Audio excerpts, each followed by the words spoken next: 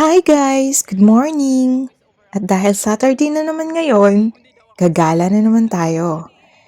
Ngayon pupuntahan natin yung Hong Kong Art Museum.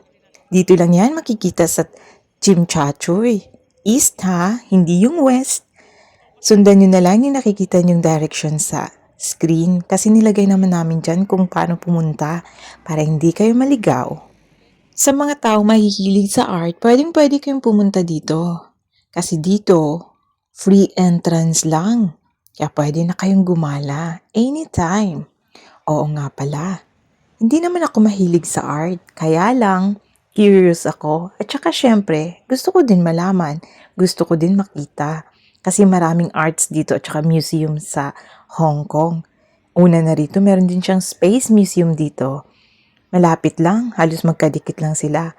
Madadaanan natin ito yan yung Space Museum. Yung shape niyan parang eglo, yung building. Yan naman yung Art Museum. Ito yung Space Museum mo. 'Di ba? Para siyang iglo. Kaya tara, pasok na tayo. Samahan niyo ako. Yung Art Museum nga pala na to ay tinatag noong 1962. Sa left side ko na yan, meron dyang pilahan na kuhaan ng ticket. Siguro may mga show sila na pwede niyong panuorin.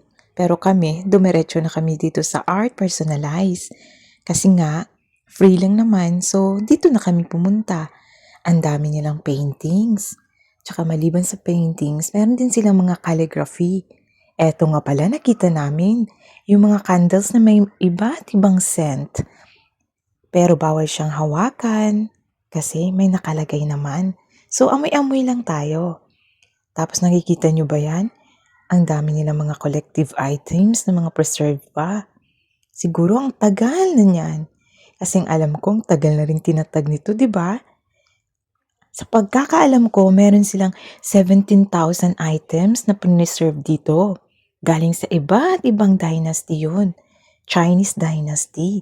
Nakikita niyo ba yung mga figurine or vase na yan? Iba't ibang may mga malalaki at maliliit. Alam niyo ba, yung mga figurines na yan at saka mga vase, dati, ginagamit daw nila yan para gawing panregalo. Siguro pag may mga bisita sila or galing sa ibang dynasty din, no? Ewan ko lang, hindi ako sure. Pero yun yung mga nabasa ko. Meron naman kasing English dyan na mababasa. Maa-amaze ka talaga sa ganda ng mga figurines at saka mga vase. Kasi, napaka-unique at saka parang ang hirap ng pagkakalagay ng art nila sa mga vase.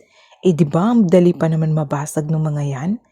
So, parang talagang ano nga tawag dun? Yung dahan-dahang mga pinagagawa nila na basta, hindi ko talaga siya ma-explain talaga ng sobra kasi wala nga akong alam masyado sa art. Pero I love painting naman. Nagdo-drawing din naman ako. Pero sa art kasi masyado siyang mahirap kasi parang need mong pag-aralan yung mga meaning ng bawat picture at saka art na nilalagay nila. Yung iba nga dyan parang mga pag tinignan parang puno pero parang hindi rin naman. Eto nga pala ay oil painting. Yung painting ng kung paano mag-dinner noon, yung mga dating ninuno siguro ng mga Chinese people. Tapos tara, punta tayo dito sa kabilang side. Tingnan nyo, nakikita ko siguro mga king and queens yung mga gumagamit nito dati. Iba yung parang pang tea nila. Tapos parang yari pa sa Gusto ko gold. yung painting I'm na not to. sure kung yari talaga Kasi yan sa 'di ba, gold ha. para siyang Pero parang nasa probinsya lang. Yung mga napaka-antique na dating talaga nito kasi bangka, mukha talaga yung mga siyang matagal sinaunang na. panahon pa na 'Di ba? ginagamit. Pero tara, diretso tayo dito sa kabila. Tingnan natin kung ano meron. Wow! Yan yung mga parang plato, mangkok ba? Pero ang gaganda ng mga design. Grabe no? Ang busisi nila sa paggawa ng mga disenyo. Pag hindi ka talaga mahilig sa art, ewan ko na lang kung matutuwa ka ba or ma-appreciate mo ba yung mga ganun. Pasilip-silip pa ako dun. Hindi ko naman alam kung para saan yun. Pero tara, tingnan din natin para malaman natin kung para saan nga ba yung mga ito. Meron nga pala silang English dyan na nilalagay, meron ding Chinese. Eto nga pala yung mga hayop, parang kadalasan puro monkey. Walang chicken? Pero wala eh. Pero sige na, ituloy na lang natin.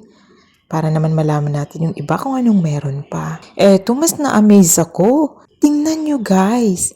'Di ba yung sa ilalim na niya, yung nagpapaikot lang dyan na yung, ang tawag nito, yung parang nakalagay na machine sa loob ng relo.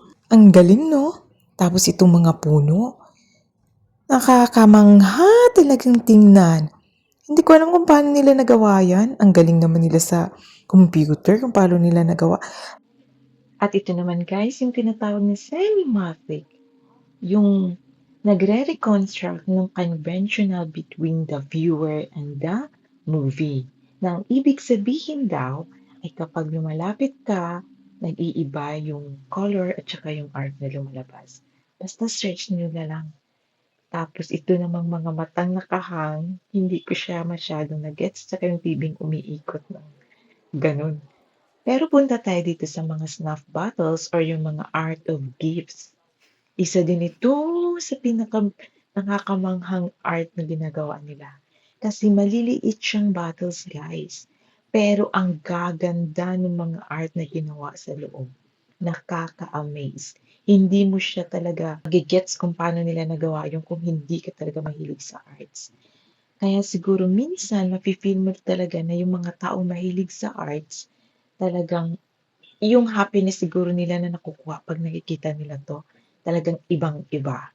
Alam niyo ba na nitong 2023 ay merong nag-donate na isang prestigious na tao ng 490 snuff bottles sa Hong Kong Art Museum? At alam niyo rin ba na itong mga snuff bottles na 'to ay isa sa pinaka-important snuff bottles sa buong mundo? Wow, nakakamangha 'yun, 'di ba? At dito naman tayo guys, kung nakikita niyo yung Cézanne and Renoir, yun yung dalawang pinakasikat na painter sa buong mundo. Sila lang naman yung painters na nagbibigay buhay sa bawat painting na meron sila. Tapos, dinagdagan pa ng ginamitan nila ng 3D screen projector. Mas lalong nakakamangha at lalong nafe-feel mo na talaga na parang ang lapit mo sa mundo. Yun lang guys, sa uulitin, sa iba naman tayo magpunta. Thank you!